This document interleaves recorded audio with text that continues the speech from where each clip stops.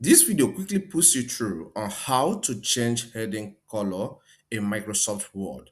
By default, whenever a heading is set in Microsoft Word, it changes to blue. But here, let's switch to another color. My document is open here, and look at this. This is a heading and it's heading 2.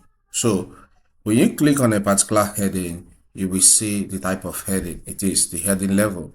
Okay, so what you need to do is to highlight that text that makes up the heading. Then click on this drop down here for you to see the heading it belongs to.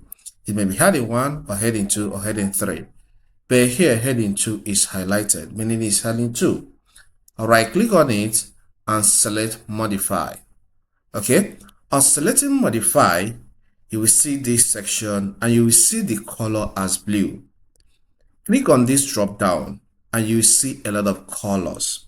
What you need to do is to click on the color you want to assign at this point in time.